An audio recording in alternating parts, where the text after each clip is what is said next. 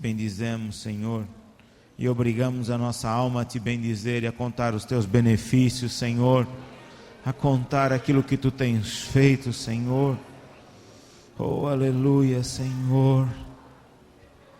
Glória, Senhor, ao teu nome. Nós te bendizemos, Senhor, e tudo que há em nós bendiga o teu santo nome, Senhor. Bendize a minha alma, ó Senhor, e não te esqueças de nenhum dos seus benefícios. É Ele que perdoa todas as tuas iniquidades e sara todas as tuas enfermidades. Quem redime a tua vida da perdição e te coroa de benignidade e de misericórdia. Quem enche a tua boca de bens, de sorte que a tua mocidade se renova como a águia. O Senhor faz justiça e juízo a todos os oprimidos. Fez notórios os seus caminhos a Moisés e os seus feitos aos filhos de Israel. Misericordioso e piedoso é o Senhor, longânimo e grande em benignidade. Não repreenderá perpetuamente, nem para sempre conservará a sua ira. Não nos tratou segundo os nossos pecados, nem nos retribuiu segundo as nossas iniquidades. Pois quanto o céu está elevado acima da terra, assim é grande a sua misericórdia para com os que o temem. Quanto está longe o oriente do ocidente, assim afasta de nós as nossas transgressões. Como um pai se compadece dos seus filhos, assim o Senhor se compadece daqueles que o temem. E nós te tememos, Senhor, pois Ele conhece a nossa estrutura. Lembra-se de que somos pó. Porque o homem são seus dias como a erva, como a flor do campo assim floresce, pois passando por ela o vento logo se vai, e o seu lugar não conhece mais. Mas a misericórdia do Senhor é de eternidade a eternidade sobre aqueles que o temem, aleluia, e a sua justiça sobre os filhos dos filhos, sobre aqueles que guardam o seu concerto e sobre os que se lembram dos seus mandamentos para os cumprirem. O Senhor tem estabelecido o seu trono nos céus e o seu reino domina sobre tudo. Bendizei ao Senhor, anjos seus, magníficos em poder, que cumpris as suas ordens, obedecendo a voz da sua palavra. Bendizei ao Senhor todos os seus exércitos, vós ministros seus que executais o seu beneplácito. Bendizei ao Senhor todas as suas obras, e em todos os lugares do seu domínio, bendize, ó minha alma, ao Senhor. Bendize, ó minha alma, ao Senhor, e não se esqueça de nenhum dos seus benefícios. Louva a alma minha, louva ao Senhor, bendiga ao Senhor, exalta ao Senhor, e nunca se esqueça do livramento do Senhor. Nunca se esqueça que o Senhor nos livra de todas. Pode ser grandes as aflições, mas o Senhor nos livra de todas. O inimigo pode vir como uma corrente de águas, mas o Senhor arvorará contra ele a sua bandeira, aleluia. Nós te exaltamos, Senhor, nesta manhã. Nós te glorificamos, nosso Deus, aleluia. Bendito é o teu nome, aleluia, Senhor. Glória ao teu nome, aleluia. Glória ao teu nome, Senhor. Amém. Glória ao teu nome, Senhor. Aleluia. Aleluia. Diz a palavra de Deus: entrega o teu caminho ao Senhor, confia nele e ele tudo fará. E esta é a manhã de nós entregarmos as nossas aflições, entregarmos os nossos problemas, entregarmos a nossa saúde ao Senhor e confiarmos nele. Confiarmos nele, que ele vai fazer todas as coisas. Amém? Glória a Deus, aleluia. Aleluia, Senhor. Aleluia, Senhor. Diga comigo: bom é estar em tua casa, Senhor. Amém. Diga isto ao Senhor: bom é estar em tua casa, Senhor. Aleluia. Glória ao teu nome, Senhor. Pai, agora que eu vou falar a tua palavra, faz-me falar com os oráculos de Deus. E ao som da minha voz toda a mente está liberta para ouvir e entender a tua palavra, Senhor. Em nome de Jesus Cristo. Amém. Abra sua Bíblia aí em Romanos. capítulo 16, versículo 20.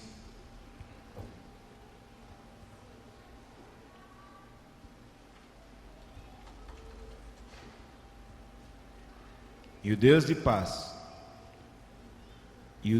paz esmagará em breve Satanás debaixo dos vossos pés. A graça de nosso Senhor Jesus Cristo seja convosco. Muitas são as aflições dos justos, mas o Senhor nos livra de todas. E não muito longe desses dias, nós não sabemos quando vai ser, mas a Bíblia diz que o Deus de paz, o nosso Deus de paz, Ele vai esmagar debaixo dos nossos pés, os pés da igreja, a Satanás. Amém? Nós não precisamos temer mais nada. Nosso Deus, Ele é o grande Deus. Elias perguntava: se Deus é Deus? Elias não perguntava, afirmava: se Deus é Deus, seguiu. Se é Baal, seguiu. Mas nós vimos que Deus é Deus. Nós vimos na palavra de Deus que Deus é Deus. E Ele mandou um fogo do céu e consumiu o holocausto, o pó, a água, e ali devia ter lama, sujeira, consumiu tudo, consumiu a lenha, consumiu tudo. E o povo ficou calado, ficou abismado. E nesta manhã, Deus nos mostrou que Ele é Deus. Ele nos mostrou mais uma vez que Ele é Deus. Nós podemos passar uma semana com aflição, mas é o que diz a palavra de Deus: a tristeza pode durar só uma noite, mas a alegria vem quando? Ao amanhecer. E hoje é o amanhecer de um novo dia para nós. É o amanhecer do livramento de Deus. Amém? Domingo passado nós estudamos uma lição, que foi a mente de campo de batalha, e eu vou terminar esta lição hoje, em que nós vimos como é que o diabo ataca a nossa mente. Nós vimos as artimanhas que Satanás faz para nos atacar. A maior arma que ele tem é o engano, é a mentira, pois ele é o pai da mentira. A maior arma que ele tem é o engano. E ele usa desta arma e cria várias táticas para enganar os filhos de Deus, para roubar as bênçãos dos filhos de Deus. E nós vimos várias delas. Nós vimos que ele vem com lógica. O que é a lógica? A lógica faz com que nós pensamos como é que uma coisa pode ser feita. Quem estuda computação, faz programas de computador, tem que usar a lógica, porque um computador ele não pensa, um robô não pensa. Então nós temos que dar todos os passos para que uma máquina possa funcionar. Então o homem, ele é muito lógico, e ele quer tentar compreender as coisas de Deus com a lógica, não consegue. Deus não consegue, nós não conseguimos entender Deus com a nossa lógica. Deus é muito grande, Ele excede todo o nosso pensamento, Ele excede todo o nosso entendimento. Mas o diabo tenta enganar o homem, fazendo com que ele pense com a lógica, tentando compreender Deus com a razão. Não consegue. O que mais que ele faz? Ele tenta mostrar um Jesus histórico às pessoas. Muita gente tem servido um Jesus histórico. Muita gente pensa que os milagres não é para hoje, que as promessas de Deus não é para hoje, que o falar em línguas, que o Espírito Santo não é para hoje, é para aqueles dias. Não, é para hoje sim. Toda a palavra de Deus, tudo que aqui está escrito é para hoje. Porque Hebreus 13:8 diz que Ele é o mesmo ontem, hoje e será eternamente. Ele não muda. Deus não muda e não há nele sombra de variação. Ele diz: não caiu jota, nem um tio, sem que a minha palavra seja cumprida. Deus é fiel. Deus é fiel. Diga comigo: Deus é fiel. Deus não muda, nunca, nunca, nunca, nunca. E Ele vem sempre em nosso socorro. Ele vem sempre em nosso socorro.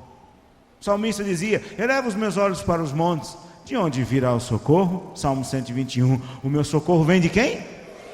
Que fez o quê? Só isso. Só isso. O que é que o nosso Deus fez? Os céus e a terra. E tudo que nele há. Só isso. O que é que o diabo fez? Nada. O que é que ele construiu? Nada. Ele só sabe destruir.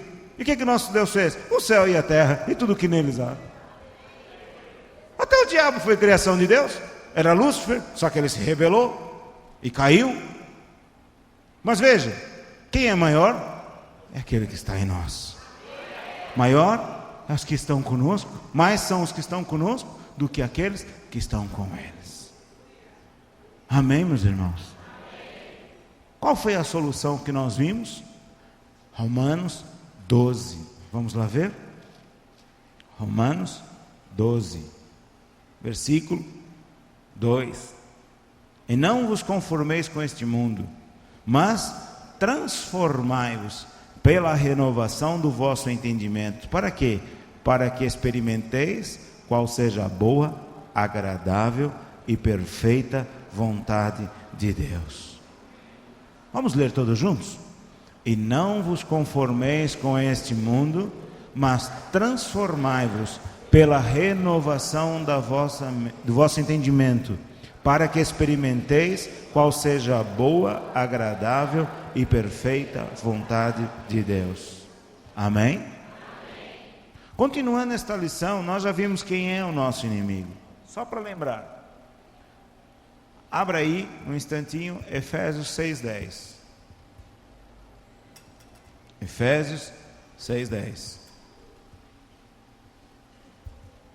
Diz assim a palavra de Deus: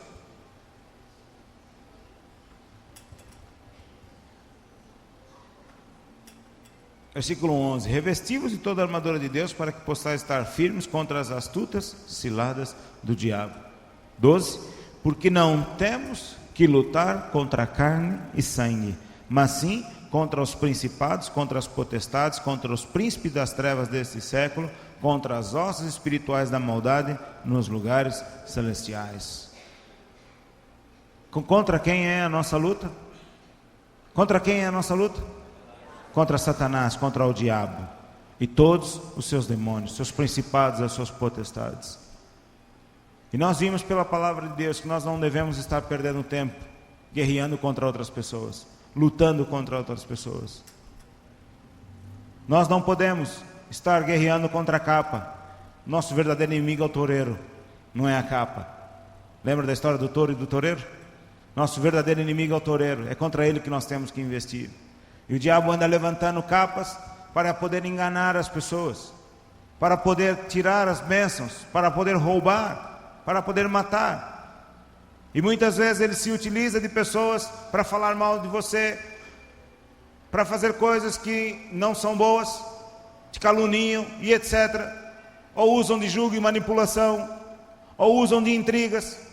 Mas nós vimos que onde há estas coisas, ali há a obra satânica. A obra que está por trás, quem está por trás dessas pessoas é Satanás. Então nós devemos lutar contra o nosso verdadeiro inimigo. Não é lutar contra pai nem mãe, nem lutar contra o filho, nem lutar contra a esposa, nem lutar contra sogro, sogra. Não é lutar contra esse ou aquele, mas é lutar contra Satanás, porque ele é o nosso verdadeiro inimigo. E enquanto você está lutando contra as pessoas, você está perdendo o seu tempo e o diabo está rindo da sua cara. Por isso é que nós temos que saber, por isso que é importante nós conhecermos a palavra de Deus e lermos regularmente. Para quê? Para nós entendermos o que é que Deus tem preparado para nós, mas também para nós entendermos quem é o nosso verdadeiro inimigo, contra quem que nós temos que lutar e quais são as armas que nós temos à nossa disposição. Não só para nos defender, mas também para atacar ao diabo. Nós não podemos ter medo de Satanás. Nós não podemos ter medo de Satanás nem dos seus demônios. E meus irmãos, nós precisamos mesmo compreender que a nossa guerra não é uma guerra infantil. Não é uma guerra de brincadeiras, de revólver de plástico, de balinhas de plástico, de pólvora seca, não. Nossa guerra é contra um verdadeiro inimigo que existe. Ainda ele vai ser esmagado. O pastor Disseu estava me lembrando isso agora aqui, nós vamos ver esse versículo. Eu disse na semana passada que Jesus pisou a cabeça do diabo. Não, ele está dizendo na sua palavra que ele ainda vai ter a sua cabeça esmagada, e vai ser pela igreja que Deus vai nos dar esse poder para fazer isto. Então, ele é um inimigo que existe. Ele é um inimigo que está ativo. Ele é um inimigo que existe e tem táticas e usa para nos atacar essas táticas. Ele usa de engano, ele usa de pessoas que chegam em horas erradas para te afastar das reuniões, para te afastar de ter comunhão com Deus. O diabo coloca compromissos para você que são inadiáveis. Para quê? Para roubar o seu tempo de comunhão com Deus, para tirar você de vir às reuniões da igreja. Uma irmã, permita-me ela dizer, não vou dizer quem é, não interessa, ela me perguntou semana passada: pastor, mas se nossa família às vezes tem pessoas que ficam chateadas, que ficam revoltadas, por causa dessa nossa atitude. E eu disse para ela: irmã, que fique, porque nós temos que colocar a Deus em primeiro lugar. Quando você convida estas pessoas, elas querem vir à igreja? Não, elas não querem. Então elas têm que compreender qual é a nossa prioridade. Qual é a prioridade da nossa vida? E a nossa prioridade é Deus. Nós buscamos a Deus em primeiro lugar. Se eles quiserem vir conosco, muito bem. Se eles não quiserem vir, vem em outra hora. Mas ele tem que saber que aquela hora, quarta-feira, às 8 da noite, não adianta ele vir: eu vim aqui, faz tempo que eu não apareço. Vai ficar na porta. Ele aparece no domingo às 9h30 da manhã, vim aqui para jogar bola. Não posso. Agora eu tenho outro compromisso, eu tenho um jogo com Jesus, contigo eu não posso agora. Ele apareceu domingo às 6 da tarde, exatamente, e trouxe pizza e tudo. Paciência, a pizza fica para outro dia, ou come pizza fria depois do culto. Mas a sua prioridade é Deus. E você diz assim: pastor, mas ele vai ficar tão chateado comigo. Mas é isso mesmo que o diabo quer. É exatamente isso que o diabo quer. Se você comprometer a Deus, você perde a Deus e perde seus parentes. Compromete a Deus e opta por essas pessoas, você perde aquilo que Deus tem para você e ainda perde essas pessoas. Por quê? Porque é exatamente isso a intenção do diabo. Mas se você não compromete a Deus e você se permanece firme, decidido, você ganha a Deus e ainda a palavra de Deus vai ser cumprida na sua vida. Eles ainda vão vir ao conhecimento da verdade. Por quê? Porque, meus irmãos, o nosso testemunho fala muito mais alto do que as nossas palavras. Fala muito mais alto do que as nossas palavras. Eu aprendi ao longo dos anos que as pessoas, elas olham mais para o nosso comportamento, para as nossas atitudes, do que para as nossas pregações. Eu aprendi com o povo africano que eles são craques nisto. O povo africano é craque de te despir sem tirar tua roupa. Eles olham para você e eles não ouvem absolutamente nada daquilo que você fala. Eles estão olhando lá para dentro, para ver o que é que ele tem lá dentro. O que está por trás dele? Se eles virem que aquilo que dentro de você há verdade, a confiança, então eles começam a ouvir o que você diz. Eu durante um ano em Angola, todas as reuniões eu me sentia completamente despido em cima do palco, completamente despido. Eu vinha pregar e eu me sentia como se estivesse sem roupa e a multidão olhando para mim. É verdade. Só depois de um ano é que eles começaram a ver: peraí, afinal de contas esse homem tem mesmo um coração plantado aqui. Afinal de contas ele não veio aqui para nos roubar, ele não veio aqui para sacar. Então aí ele começa a ouvir o que você prega. Às vezes a gente pensa que por muito pregar é que as pessoas vão ser salvas e etc. Mas a própria palavra diz, o pastor Disseu pode me ajudar no versículo, que diz que a mulher, pelo seu comportamento, pela sua atitude, pode ganhar o seu marido. Como? Primeira epístola de Pedro 3, veja lá, por favor. Exatamente.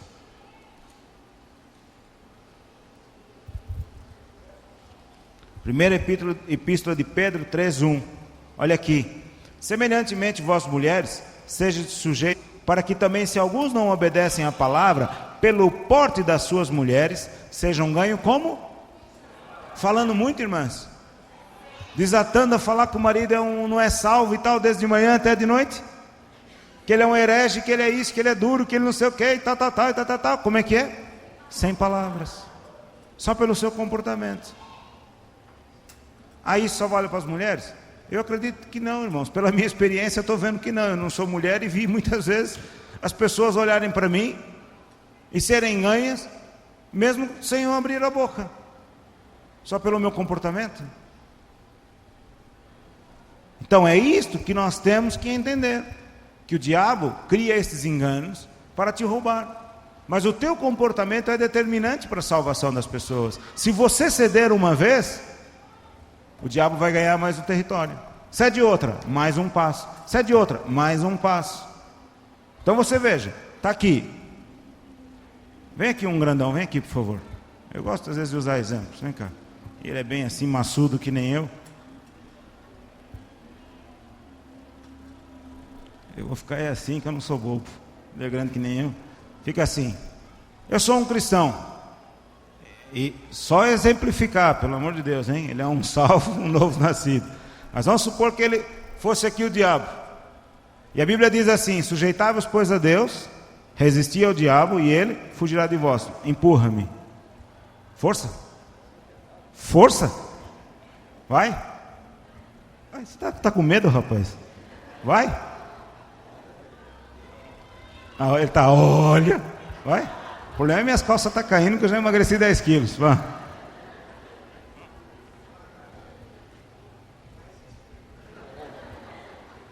O que está acontecendo aqui? Eu estou resistindo. Agora veja uma coisa. Vai. Empurra-me. Fui uma, mais outra. Vai indo. Resultado. Se eu não entendo a palavra de Deus, eu estou com o corpo mole. O diabo vem, traz uma e eu cedo. E ele não vai se contentar com mais uma. Eu costumo dizer que Obrigado. Eu costumo dizer que o diabo só se contenta quando a tua conta está negativa. Ele não se contenta com zero. Ele só se contenta quando a tua conta está negativa. Ele te empurra uma vez, você cede. Ele traz uma armadilha, você cede. Você pode acreditar que mais cedo ou mais tarde os compromissos vão ser tantos que você já não tem tempo para vir à igreja. Já não tem tempo de buscar a Deus. E não é só vir à igreja, é também na hora de comunhão com Deus. E você pensa o quê? Ele faz isso com pastores também. Há muitos pastores hoje em dia que não trabalham com Deus, trabalham para Deus. São como se fossem empregados de Deus, trabalham para Ele. Resultado, Deus já não está mais ali. Eles podem até fazer tudo certinho, mas Deus não está ali. Acham que por muito pregar, eles vão ter gente na igreja. Só que se esquece que quem acrescenta as pessoas, quem acrescenta aqueles que hão de ser salvos, quem é? É Deus. Então o que mais vale a pena? Termos comunhão com Ele? Termos comunhão com Deus? Mas o diabo, ele usa desses enganos, usa destas coisas para quê? Para afastar você. E quanto mais você estiver afastado, mais fraco você vai estar. Estas pessoas, não é que elas são más, assim, no sentido, elas são más porque elas não querem saber nada de Deus. Mas às vezes até elas fazem as coisas inconscientemente, mesmo influenciadas por Satanás. E o que isto vem? Roubar tuas forças. Vem minar as tuas forças.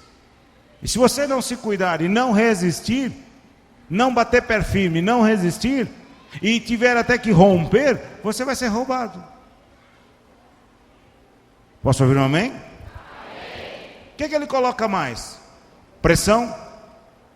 Ele coloca as pressões das circunstâncias adversas. Ele coloca você com depressões. Ele põe depressões, põe ansiedades, põe desânimo, põe frustrações. Para quê? Para te roubar.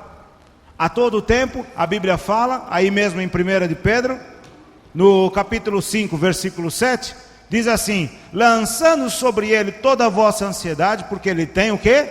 Cuidado de vós. Filipenses 4:6. Diz assim: não estejais inquietos. Na outra versão diz: não estejais ansiosos. Pelo quê? Por coisa alguma. Não estejais inquietos ou ansiosos por coisa alguma. Antes as vossas petições sejam em tudo conhecidas diante de Deus, pela oração e súplicas com ações de graças. E o que vai acontecer? A paz de Deus, que excede todo entendimento, guardará os vossos corações e os vossos sentimentos em Cristo Jesus. Olha, até os sentimentos são guardados. Até os sentimentos são guardados. Amém? Não andeis cuidadosos, não andeis solícitos pela vossa vida. Não é preciso se preocupar com absolutamente nada. Por quê? Porque Deus, Ele está conosco todos os dias e Ele não vai deixar faltar absolutamente nada. Deus é fiel à sua palavra. Você ouviu um amém? Amém. Deus é fiel à sua palavra. Diga comigo, Deus é fiel à sua palavra. Amém, irmãos?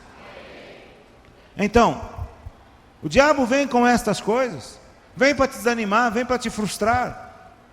E ele resiste, não pensa que ele cede a primeira, ele bate o pé também. Ele bate o pé também. É como os irmãos dizem, puxa, quando a gente era novo convertido, tudo era tão fácil. Um dia a gente falava sobre isso, tudo tão fácil. Agora que a gente já é mais velhinho, parece que as coisas agora ficam complicadas. Às vezes parece que a gente ora e a oração é um céu, o céu parece que está um céu de bronze, não chega ali.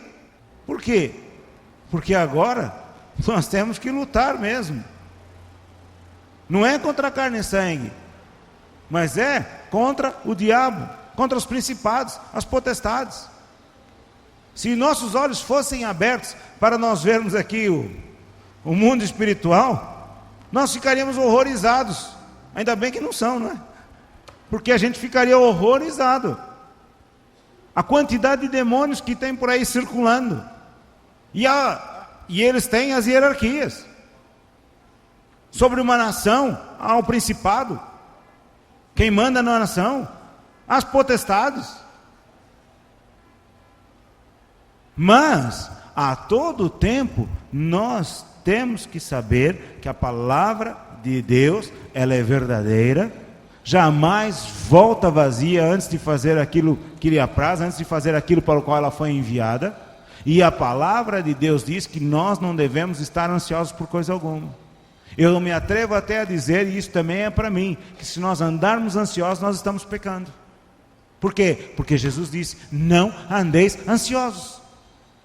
Não andeis ansiosos. Posso ouvir um amém? O que mais que ele coloca? O diabo traz medo. O diabo traz medo. O diabo traz condenação. E o que este medo e esta condenação produz? Produz paralisação, produz morte espiritual, ou seja, falta de iniciativa para fazer as coisas de Deus. O que mais ele faz? Ele quer até tirar a motivação das pessoas de viver. Mas o que nós temos que fazer? Ficar parados? Não, senhor. Abra aí em 1 João 4,18.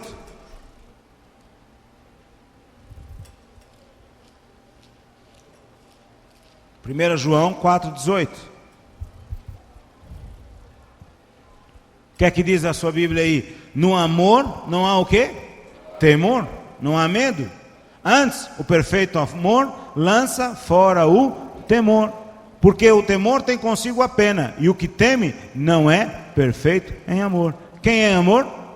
Deus. Deus é amor. Aquele que ama, aquele que tem a Deus, não teme nada, não há temor, não tem medo. Então, se o diabo quiser colocar medo em você, você diz para ele, olha, Satanás, chegou tarde, porque eu já tenho Deus dentro de mim. E a Bíblia diz que onde há amor, onde está Deus, perfeito amor, lança fora o temor. Você ouviu um amém? O que mais que ele faz? Ele traz opressão. O diabo traz opressão. E essas opressões às vezes vêm com enxaquecas, vêm com dores de cabeças fortíssimas, vêm com ideias fixas. Vem com ideias fixas. Parece que você está sempre pensando na mesma coisa, sempre pensando na mesma coisa. E você ora e está sempre pensando na mesma coisa.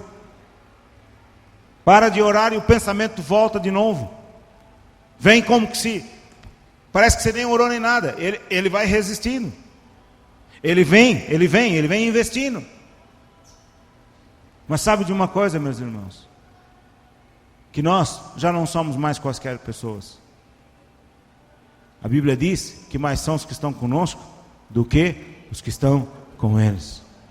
E quando você lê lá, filhinhos sois de Deus, e já os tendes vencido, porque maior é o que está em vós do que o que está no mundo. Amém, irmãos? Diga comigo mais uma vez: maior é o que está em nós do que o que está no mundo. Vira para o teu irmão e fala isso para ele.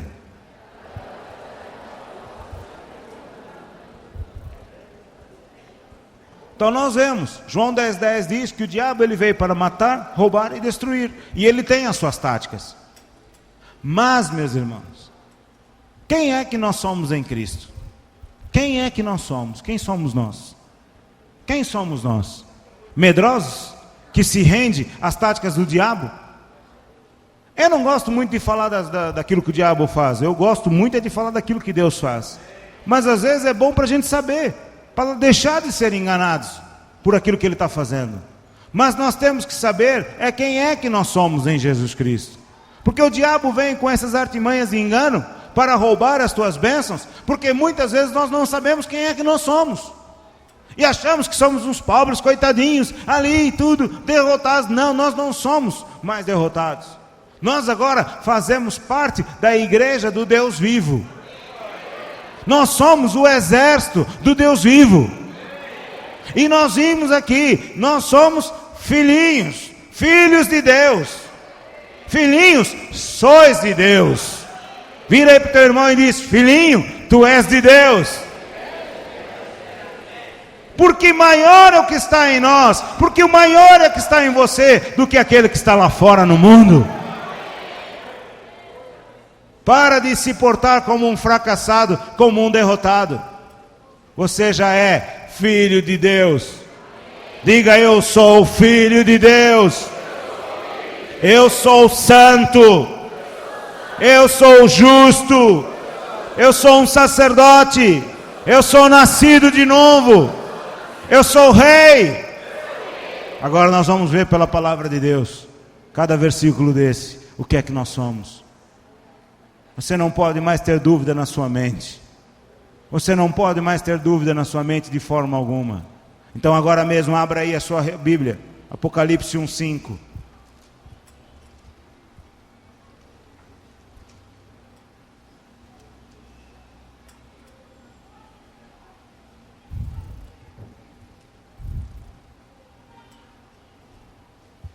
Olha aqui: e da parte de Jesus Cristo, que é fiel testemunha, o primogênito dos mortos e o príncipe dos reis da terra, aquele que nos ama e no seu sangue nos lavou dos nossos pecados e nos fez o quê?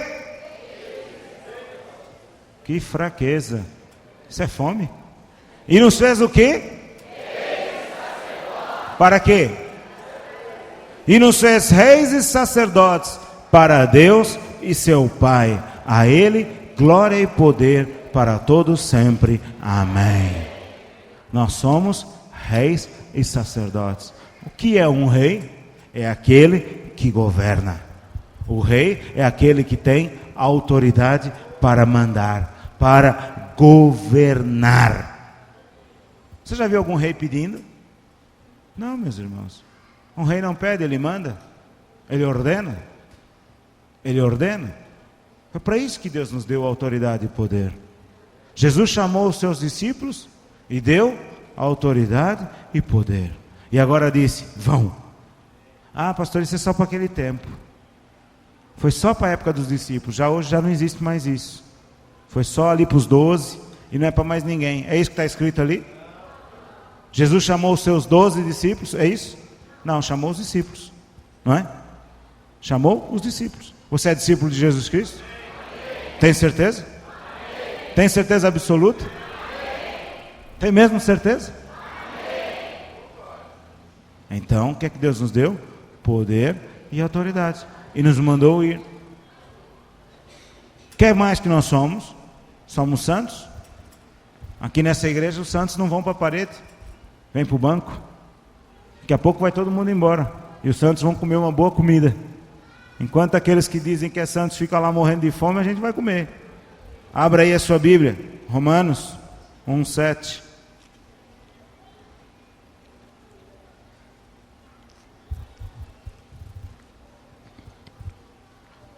Romanos 1:7.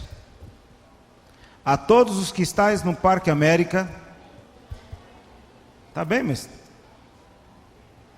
por que eu não posso mudar aqui para o Parque América? O Paulo escreveu para Roma, eu estou no Parque América. A todos os que estáis no Parque América, amados de Deus, chamados santos, graça e paz de Deus nosso Pai e do Senhor Jesus Cristo. Está certo ou está errada a Bíblia? Está escrito aí? Está escrito aí ou não? Vamos a 1 Coríntios 1:2. 1 Coríntios 1:2. A igreja de Deus que está em Corinto, e eu posso ler a igreja de Deus que está no Parque América, aos santificados em Cristo Jesus, chamados santos, com todos os que em todo lugar invocam o nome do Senhor Jesus Cristo, Senhor deles e nós. Amém? Nós somos o quê? Santos. Fomos santificados pelo nosso Deus. Fomos santificados em Cristo Jesus. Fomos separados. Santos quer dizer separados para uma obra, para um fim. E qual é o fim que nós somos santificados, separados? Para fazermos a obra de Deus, para invocar o nome do Senhor Jesus Cristo. O que mais que nós somos?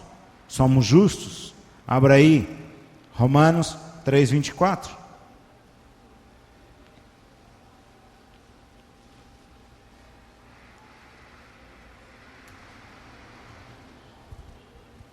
Romanos 3:24 diz: sendo justificados gratuitamente pela sua graça, pela redenção que há em Cristo Jesus. Nós fomos justificados gratuitamente. Abra ainda aí em Romanos 5:9.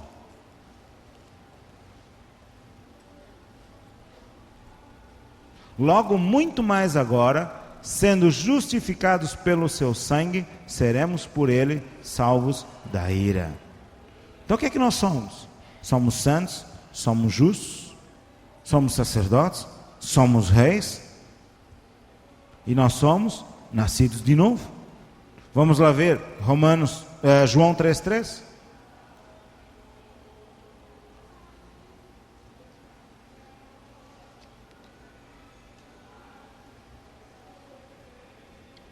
Jesus respondeu e disse-lhe: na verdade te digo, que aquele que não nascer de novo, não pode ver o reino de Deus. Jesus respondeu, versículo 5, na verdade te digo, que aquele que não nascer da água e do Espírito, não pode entrar no reino de Deus. O que é nascido de carne, é carne, e o que é nascido do Espírito é Espírito. Nós deixamos de viver as coisas da carne e passamos a viver as coisas do Espírito. E agora nós temos que andar nesta novidade de vida. Nós temos que andar nas coisas do Espírito, deixando as obras da carne, deixando as concupiscências, deixando os pensamentos errados e fazendo aquilo que provém do Espírito. Então, meus irmãos, quem é que nós somos em Cristo? Quem é que nós somos em Cristo? Nós somos reis, nós somos sacerdotes, nós somos santos, justos. Nós somos ainda mais uma coisa: nós somos mais que vencedores. Diga, eu sou mais que vencedor. Abra aí Romanos 8:37.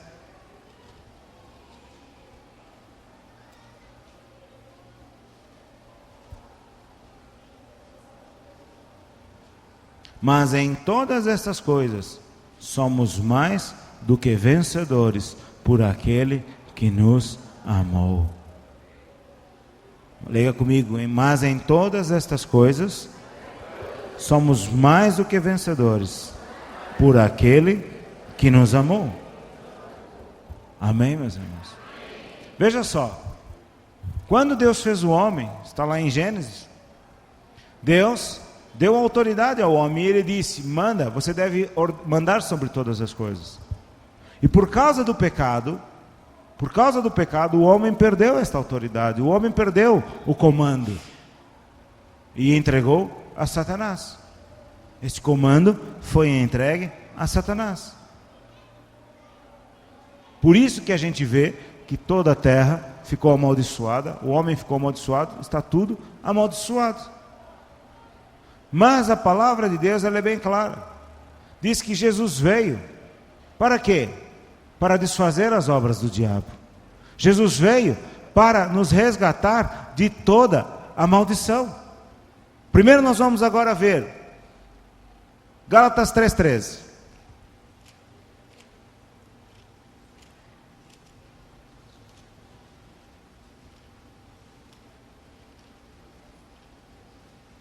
Gálatas 3:13. Cristo nos resgatou da maldição da lei, fazendo-se maldição por nós, que está escrito: maldito todo aquele que for pendurado no madeiro, para que a bênção de Abraão chegasse aos gentios por Jesus Cristo, e para que pela fé nós recebamos a promessa do Espírito. Então o que aconteceu, irmãos? Jesus veio para nos reconduzir ao lugar da onde nós tínhamos caído, ao lugar da onde nós tínhamos perdido. Nós tínhamos perdido a autoridade. Quando Satanás foi tentar Jesus, ele diz: olha, tu está vendo isso aqui tudo? Eu dou a quem eu quero. Foi me dado e eu dou a quem eu quero. O homem entregou nas mãos de Satanás. O homem entregou nas mãos de Satanás. E Satanás passou a reinar. E quando ele começou a reinar, ele trouxe os seus demônios para a terra e trouxe toda a maldição. Trouxe tudo aquilo que era mal. Mas a palavra de Deus diz em 1 João 3,8 que para isto, o quê?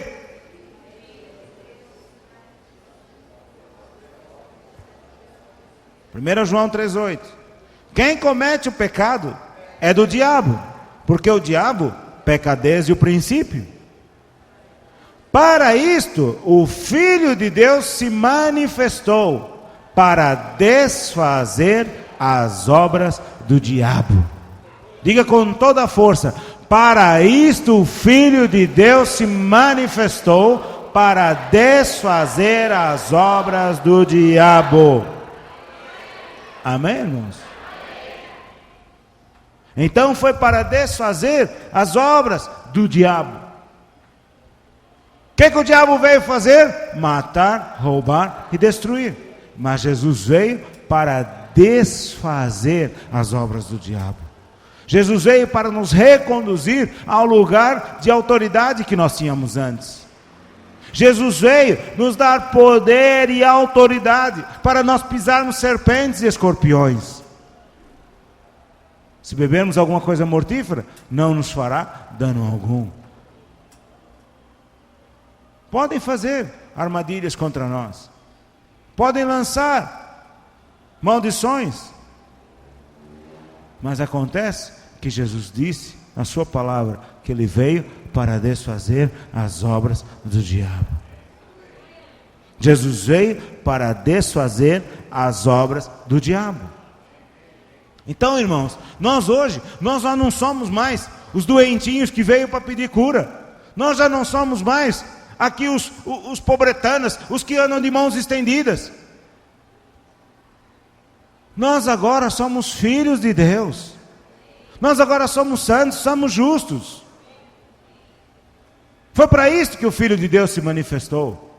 Foi para isso que Deus nos deu poder e autoridade. E Ele nos diz: olha, sujeitai-vos, obedecei, cumpri os meus mandamentos. Aí então você pode resistir ao diabo e ele vai fazer o quê? Vai fugir de você. Sujeite-se a Deus, obedeça a palavra de Deus, conheça a palavra de Deus para a sua vida, saiba quem você é em Cristo. E aí, resista ao diabo e ele tem que fugir de você. Ele tem que fugir de você. Ele não pode ficar ali. Posso ouvir um amém? Amém. Abra aí a sua Bíblia em Tiago.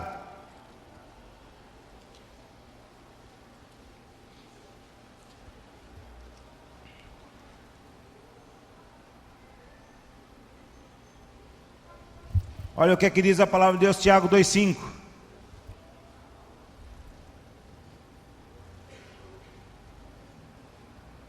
Ouvi, meus amados irmãos, porventura não escolheu Deus aos pobres deste mundo para serem ricos na fé e herdeiros do reino que prometeu aos que o amam? Quem é que nós somos? É verdade, nós éramos os pobres deste mundo, mas Deus nos escolheu para nós sermos os ricos na fé. Ricos na fé. E para ser mais o quê? Para sermos herdeiros de Deus. Para sermos herdeiros do reino que prometeu aos que o amam. Nós somos herdeiros do reino de Deus. É uma promessa de Deus que Ele fez a todos aqueles que o amam. Então, meus irmãos, nós temos que compreender isso. Que esses ódios, que essas opressões, que essas táticas do diabo não podem mais nos tocar, não podem mais vir sobre nós, porque nós conhecemos os nossos direitos, nós sabemos os nossos deveres em Cristo, e nós temos o poder e a autoridade dada por Deus. Eu já não sou mais um coitadinho, mas eu tenho que saber a palavra de Deus para mim. Eu tenho que saber o que é que Deus prometeu na sua palavra. Posso ser tribulado, posso ser afligido, mas o Senhor nos livra de todas. Muitas são as aflições dos justos, mas o Senhor nos livra. E se o Senhor não nos livrar, olha, glória a Deus, estamos com Ele por toda a eternidade. Sadraque, Mesaque e Abdenego foram lançados na fornalha de fogo ardente, mas antes eles disseram ao rei: ó rei, que é que nos importa isto? O nosso Deus, Ele vai nos livrar. E se não nos livrar, ó rei, fica sabendo que mesmo assim a gente não vai dobrar aí as suas estátuas e as suas porcarias. Deus é maior. E quando eles foram lançados, o rei levantou todo assustado, olhando: mas não lançamos 3? Como é que tem ali um quarto semelhante ao Filho dos Deuses? Tem lá um quarto lá. Podem nos lançar na fornalha, e Deus está lá conosco, nosso Senhor Jesus Cristo está lá conosco, aleluia. Amém.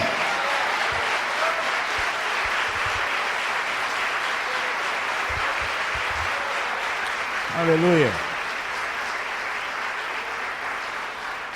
Para isso Deus nos deu várias armas. Várias armas Ele colocou à nossa disposição. Abra aí, eu gosto muito de Filipenses. Capítulo 2. Versículo do 9 até o 11. E nós temos aqui das maiores armas que Deus nos colocou à nossa disposição. Talvez a maior arma de todas. O nome de Jesus. Diga comigo: Jesus. Diga com força, que esse nome não é para ser dito de qualquer maneira. Diga: Jesus. Jesus. Amém. Filipenses 2, de 9 a 11. Pelo que também Deus o exaltou soberanamente, e lhe deu um nome que é sobre todo nome, para que ao nome de Jesus se dobre todo o joelho dos que estão nos céus, na terra e debaixo da terra, e toda língua confesse que Jesus Cristo é o Senhor, para a glória de Deus Pai. É a maior arma que nós temos. Toda língua tem que confessar, e todo joelho. Ninguém pode aguentar ao nome de Jesus Cristo. O nome de Jesus. Nome de Jesus. Nome sobre todo nome. A maior arma que nós temos à nossa disposição. O que mais que nós temos? Efésios 6. Fala da armadura de Deus que Ele nos colocou. E Ele fala que nós temos o escudo da fé. O escudo da fé. Versículo 16. Tomando, sobretudo, o escudo da fé, com o qual podereis apagar todos os dardos inflamados do maligno. O escudo da fé. Nós temos estudado muito sobre fé. E a fé, ela é composta de 5 coisas. Primeiro, acreditar naquilo que a palavra de Deus diz. Segundo, meditar na palavra de Deus. Terceiro, fazer a 4ª dimensão. Quarto, falar a palavra de Deus. E quinto, agir de acordo com a palavra de Deus. Isto é a fé. E há outro elemento que nós aprendemos e vimos também, que a fé e o amor andam juntos, que é o carro, né, o motor e a gasolina. Os dois não podem andar separados. Com o escudo da fé, com o qual poderemos apagar os dardos inflamados. Todos. Diga comigo, escudo da fé, com o qual eu poderei apagar todos os dardos inflamados do maligno. Amém? Abra aí em 2 Coríntios 10, versículo 3. 10, vamos ler o versículo de 3 a 5. Olha aqui, 2 Coríntios 10, 3 a 5. Porque andando na carne, não militamos segundo a carne.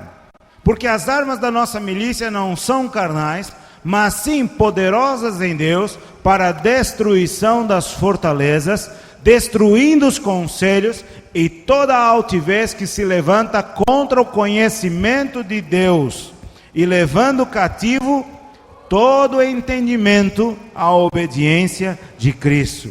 Há uma versão que diz, levando cativo todo o pensamento, todo o entendimento. Nós não militamos segundo a carne, mas nós militamos usando as armas poderosas em Deus para a destruição das fortalezas, para destruir os castelos que o diabo constrói à volta da sua mente. Nós sabemos, é verdade, a mente é o campo de batalha. A mente é o campo de batalha. É lá que são travadas as maiores batalhas. Mas nós temos as armas que Deus nos colocou para nós resistirmos ao diabo. Nós temos acima de tudo o nome de Jesus Cristo. Nós temos o escudo da fé. Aleluia, com o qual a gente pode apagar todos os dardos inflamados. Sabe o que é dardo inflamado? É flecha acesa, com fogo, que ele lança para te queimar. Mas acontece que a gente pode apagá-los a todos. Ele manda e a gente assopra e apaga tudo. Aleluia. Que mais? As armas da nossa milícia não são carnais, mas são poderosas em Deus para a destruição da fortaleza. Efésios 6 ainda diz que nós temos a palavra de Deus, ou seja, a espada do Espírito. Quantas armas nós temos à disposição? Isso nos diz o quê? Que nós devemos andar armados. Devemos andar preparados o tempo todo. Porque a guerra, ela pode vir a qualquer momento. Ela não vem quando você quer. Ela pode vir a qualquer momento. E você deve estar sempre preparado. Um verdadeiro soldado está sempre preparado para a guerra. Está sempre para ser chamado. Sempre. Posso ouvir um amém? Amém. Abra aí, 2 Timóteo, estou quase terminando. 2 Timóteo 1,7.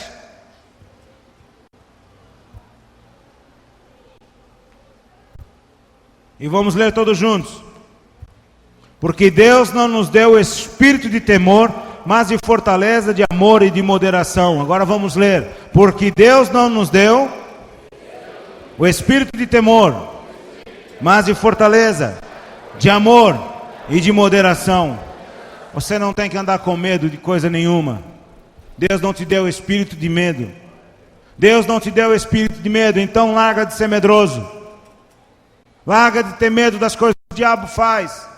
Deus te deu, sim senhor, um espírito de fortaleza, um espírito de amor e um espírito de moderação. Pode o inimigo vir como uma corrente de águas, mas o Senhor arvorará contra ele a sua bandeira. A bandeira significa de quem é a possessão daquele lugar, a quem pertence aquele território. E quando a bandeira está levantada, tem que ser respeitada. Lá em Brasília há uma grande torre e a bandeira do Brasil, é o pendão nacional. Todo mundo sabe que nós estamos no território brasileiro. Assim é com o Filho de Deus. O inimigo vem desenfreado com os seus cavalos, os seus cavaleiros e aquela coisa toda, mas a bandeira do Senhor está levantada sobre a sua vida, dizendo de quem é esse território, dizendo de quem é essa propriedade. Em Pedro diz que nós somos nação santa, sacerdócio real, propriedade exclusiva de Deus. Vamos lá ver isto. Você já não é mais qualquer pessoa, meu irmão, nem minha irmã. 1 Pedro 2,9. Mas vós sois a geração eleita, sacerdócio real, a nação santa, o povo adquirido, para que anuncieis as virtudes daquele que vos chamou das trevas para a sua maravilhosa luz. Vós que em outro tempo não erais povo, mas agora sois povo de Deus, que não tinhas alcançado misericórdia, mas agora alcançastes misericórdia. Vamos lá para Romanos 8:1. Diz que agora nenhuma condenação há para aqueles que estão em Cristo Jesus. Portanto, agora nenhuma condenação há para os que estão em Cristo Jesus, que não andam segundo a carne, mas segundo o Espírito. Porque não recebestes o espírito de escravidão, versículo 15, para outra vez estardes em temor, mas recebestes o espírito de adoção de filhos, pelo qual clamamos, Abba, Pai. Amém, meus irmãos? Pelo qual clamamos, Abba, Pai, Paizinho querido, Paizinho de amor. Amém, irmãos? Romanos 8:31 diz assim: que diremos, pois, a estas coisas? Se Deus é por nós, quem é que pode ser contra nós? Quem será contra nós? Aquele que nem mesmo a seu próprio filho poupou, antes o entregou por todos nós, como nos não dará também com ele todas as coisas? Quem tentará acusação contra os escolhidos de Deus? É Deus quem os justifica. Quem os condenará? Pois é Cristo quem morreu antes, quem ressuscitou de entre os mortos, o qual está à direita de Deus e também intercede por nós. Nada pode nos separar do amor de Cristo, meus irmãos. Nada pode nos separar do amor de Cristo. Maior é o que está em nós do que aquele que estão com eles. Para acabar esta lição, o que é que você tem que fazer, meus irmãos? O diabo coloca ervas daninhas para poder sufocar a semente da palavra de Deus. Mas o que é que você tem que fazer? Deposite os teus problemas aos pés de Jesus Cristo. Deposite os seus problemas em Jesus. Não fique nenhum com eles. Não andeis cuidadosos quanto à vossa vida. Mateus 6:25. Não andeis cuidadosos quanto à vossa vida. Não andeis solícitos pela vossa vida. Jesus disse: olhai para as aves dos céus. Elas não semeiam, nem enfiam, não cegam, não fazem nada. E o nosso Pai Celestial cuida delas. Se Deus cuida assim das aves, das flores, quanto mais Ele não vai cuidar de nós? Nós cantamos um cântico que diz: Tu és soberano sobre a terra, sobre os céus, Tu és Senhor absoluto. E apesar da glória que tens, Tu te importas conosco também. Apesar da glória que Deus tem, Deus se importa conosco. Deus se importa conosco. O que é que você tem que fazer? Ficar de braços cruzados? Ficar chorando? Ficar aflito? Não, meus irmãos. Os problemas, eles existem. A gente não tem que fingir que eles não existem.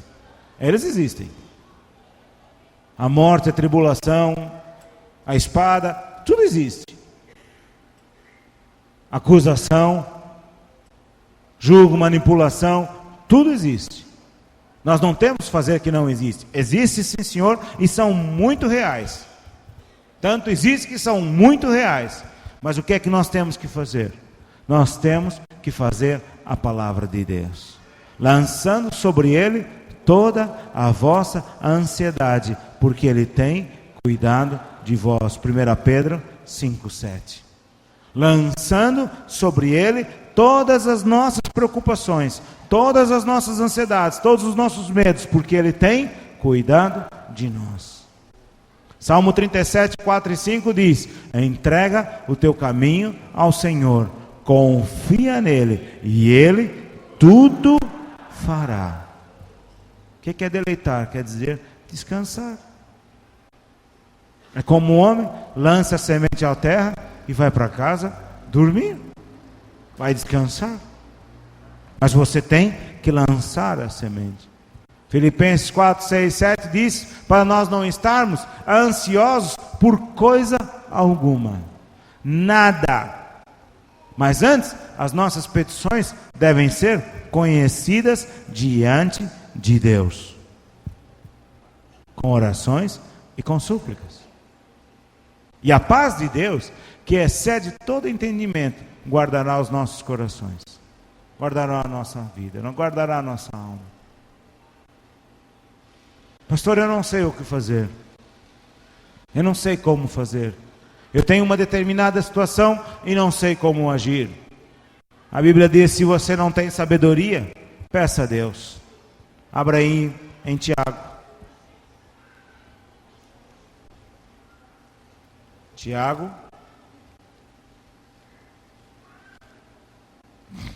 capítulo 1, versículos 5 e 6. Diz assim: se algum de vós tem falta de sabedoria, peça a Deus, que a todos dá liberalmente, e não o lança em rosto, e ser-lhe-á dada. Peça-a, porém, com fé, não duvidando, porque o que duvida é semelhante à onda do mar, que é levada pelo vento e lançada de uma parte para a outra. Posso ouvir um amém? Sobre qualquer situação, peça sabedoria a Deus. Nesta manhã, o que é que você tem que fazer? Liberte-se do seu problema. Deus já trouxe hoje livramento. Deus trouxe hoje provisão a esta casa. Liberte-se do seu problema. Não tente resolvê-lo sozinho. Não tente resolvê-lo sozinho. Se você tentar, Deus não vai te impedir. Mas o que a gente tem que fazer? Entregar o nosso caminho ao Senhor. Entrega todas as coisas ao Senhor. Confia nele e Ele tudo fará. Confia nele e Ele tudo fará. Entrega o teu problema hoje ao Senhor. Confia nele e Ele tudo fará. Ele vai trazer provisão para a sua vida. Ele vai trazer a cura que é necessária. Ele vai trazer a libertação. Confia nele. Não duvides no seu coração. Tudo é possível ao que crê. Tudo é possível ao que crê. Amém? Que Deus os abençoe grandemente. Amém.